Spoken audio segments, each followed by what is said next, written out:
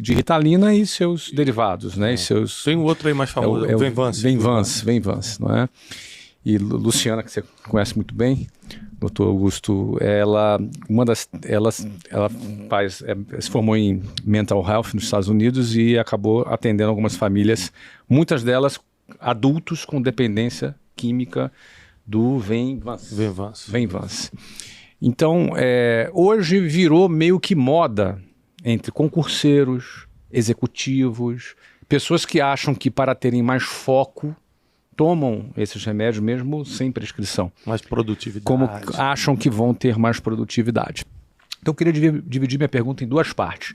Primeiro, nós temos realmente uma epidemia de déficit de atenção por hiperatividade, do ponto de vista científico, ou nós temos pais mais ausentes ou escolas menos competentes que não se adaptaram a esse novo mundo de crianças com muita informação. Expostas à internet. Expostas à internet, com um consumo gigante de conteúdos cada vez mais. É isso que nós temos, de fato, uma epidemia ou temos uma falta de adaptação? Aí eu não quero nem induzir a tua resposta, porque eu sou leigo, como eu já disse. E, por outro lado, em paralelo, o que o senhor tem a dizer sobre essa epidemia de consumo de Ritalina e Venvance sem prescrição médica?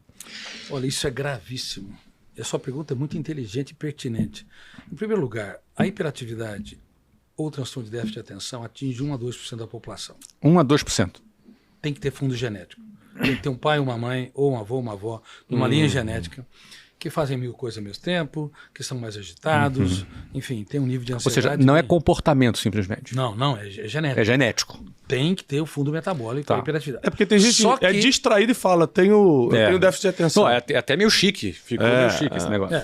Só que eu descobri uma síndrome e já tinha apontado ela, descrito ela em 2004. Pensamento acelerado. Síndrome de pensamento acelerado. E já prenunciava que no futuro, se houvesse uma multiplicação excessiva do conhecimento, das informações e dos estímulos, isso poderia saturar a MUC, memória de uso contínuo, que representa no máximo 2% da memória humana, e levar a uma hiperconstrução de pensamentos e, consequentemente, perder o foco, perder a concentração e simular sintomas da hiperatividade sem ter a base metabólico-genética e médicos do mundo todo dando diagnóstico errado e prescrevendo drogas da obediência.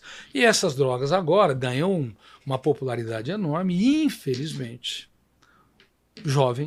adultos jovens estão tomando porque desaceleram um pouco o pensamento, dá um pouco mais de foco, só que cobra uma fatura alta. Pode dar dependência nos níveis da cocaína se não se administrar adequadamente por tempo determinado e por médicos que têm incompetência. E para a criança? Aquela criança que foi diagnosticada de forma equivocada, talvez pela falta de paciência da escola ou pela falta de dedicação dos pais e que preferem botá-la aprisionadas dentro delas mesmas por uma droga. Qual é o impacto na criança? Dói no meu coração. Dói demais, né? Demais, porque é uma denúncia em mais de 70 países que eu sou publicado. Sim. E o problema não é só brasileiro. Os diagnósticos errados estão sendo, aos milhares, aos milhões na Europa, na Ásia, em todo lugar, nos Estados Unidos.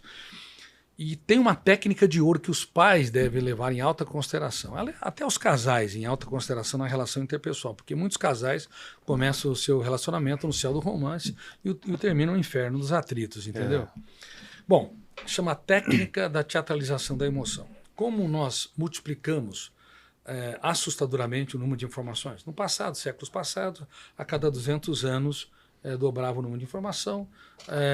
Na década passada, ela multiplicava a cada 1 ano e hoje está multiplicando a cada 1 mês. E tudo isso é registrado automaticamente por um fenômeno inconsciente chamado fenômeno RAM, registro automático da memória. A biografia do córtex, no córtex cerebral não depende da vontade humana. Por isso que se você detesta alguém, rejeita alguém, sinto muito, ele vai dormir com você. Porque a biografia, o registro é automático, involuntário, e registra-se tudo com mais densidade, aquilo que tem alto volume emocional. Como nas redes sociais... E não apaga, né? Não apaga. É isso aí. É impossível deletar a memória. Impossível deletar. Só reeditar a memória. Só reeditar. Ou construir janelas paralelas que neutralizam. Eu lembro que o senhor ensinava muito isso, que as emoções fortes, né, a alta intensidade da emoção, registra com duplo P. Exatamente, do poder. O poder de ser inesquecível, o poder de ser lido e relido e retroalimentado e se tornar um cárcere mental. Ou então, quando você não perdoa alguém, mas fica alimentando aquele espírito de vingança, aquele remorso, você está colocando um duplo poder de tormento emocional, seria isso? Corretíssimo. Por isso que o ódio, a raiva, a vingança, sentimento de exclusão, em destaque faz mal ao hospedeiro. Mas como é que Jesus condenou todos esses sentimentos se ele não estudou psiquiatria? Então, é incrível. Ele foi o homem mais inteligente da história. É inacreditável. Infelizmente, Harvard não estudou. Cambridge, Oxford, MIT, Stanford. Não estudaram a mente deste homem. Como pode? Mas ele... Não, foi um erro atroz. Se ele tivesse sido estudado, não estou falando nem do ângulo teológico, estou falando do ângulo psicológico, psicossocial, socioemocional. Nós teríamos, talvez, mais poetas e menos generais, teríamos mais artistas plásticos e menos psiquiatras, entendeu?